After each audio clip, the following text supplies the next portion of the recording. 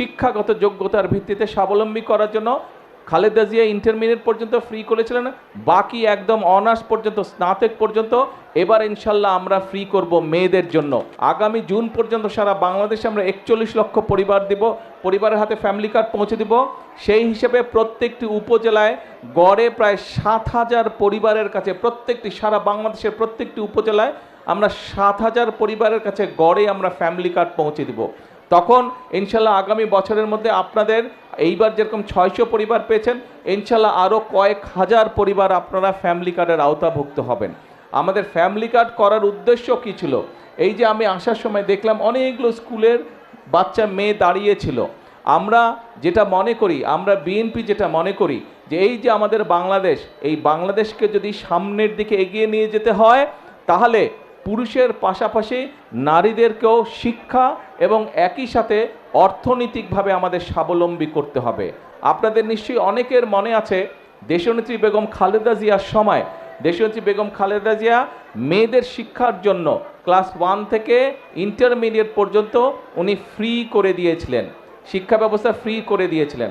আমরা সিদ্ধান্ত করেছি যে এবার মহিলাদেরকে, নারীদেরকে আমরা স্বাবলম্বী করার জন্য অর্থনৈতিকভাবে এবং শিক্ষাগত যোগ্যতার ভিত্তিতে স্বাবলম্বী করার জন্য খালেদা জিয়া ইন্টারমিডিয়েট পর্যন্ত ফ্রি করেছিলেন, বাকি একদম অনার্স পর্যন্ত স্নাতক পর্যন্ত এবার ইনশাল্লাহ আমরা ফ্রি করব মেয়েদের জন্য, নারীদের শিক্ষার জন্য।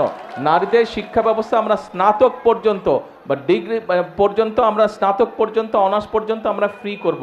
এবং শুধু ফ্রি করব না, যে সকল মেয়েরা ভালো রেজাল্ট করবে তাদেরকে আমরা বৃত্তির ব্যবস্থা করব ইনশাল্লাহ সরকার থেকে। এবং শিক্ষার পাশাপাশি নারীরা বা মায়েরা যাতে অর্থনৈতিকভাবে স্বাবলম্বী হতে পারে সেই জন্য এই ফ্যামিলি কার্ড আমরা দিয়েছি।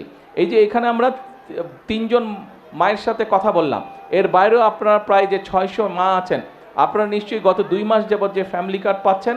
হ্যাঁ, একবারে তো সব সমস্যার সমাধান হবে না, সংসারের সব সমস্যার সমাধান তো একবারে হয় না, কিন্তু এই 2 মাসে দেখেন অনেক বছর ধরে হয়তো কোনো কাজ আপনি করতে পারছিলেন না, হয়তো ওষুধ কিনতে সমস্যা হচ্ছিল, ওষুধ আনলে এটা আনতে পারেন না, এটা আনলে ওষুধ আনতে পারেন না, অথবা ছেলে মেয়ের শিক্ষার ব্যাপার, অথবা ছেলে মেয়ে কোনো একটা শখ করেছে কিছু জিনিস কিনবে, কাজেই এই জিনিসগুলো হয়তো আপনার পক্ষে সম্ভব হচ্ছিল না। কিন্তু এই ফ্যামিলি কার্ডটা পাওয়ার ফলে আমরা যেই বোনদের কথা শুনলাম তাদের কাছ থেকে আমরা জানলাম যে ফ্যামিলি কার্ড পাওয়ার ফলে একটু হলেও তাদের জন্য সুবিধা হয়েছে সংসারের কাজগুলো গুছানোর জন্য।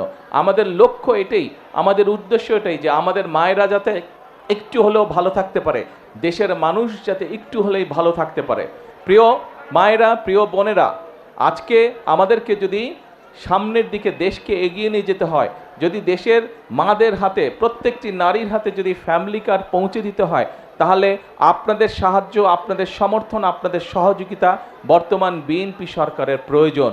বিএনপি সরকারকে আপনারা যদি, দেশের নারী সমাজ সকলে যদি বিএনপি সরকারকে সহযোগিতা করে, যদি বিএনপি সরকারের পাশে থাকে, ইনশাল্লাহ আমরা ফ্যামিলি কার্ড আস্তে আস্তে সারা দেশে পৌঁছে দিতে পারবো।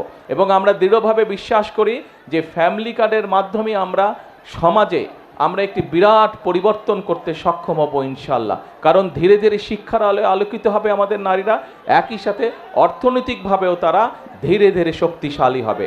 আমরা একটি কথা বলি যে আমরা করব কাজ, গর্ব দেশ, সবার জন্য,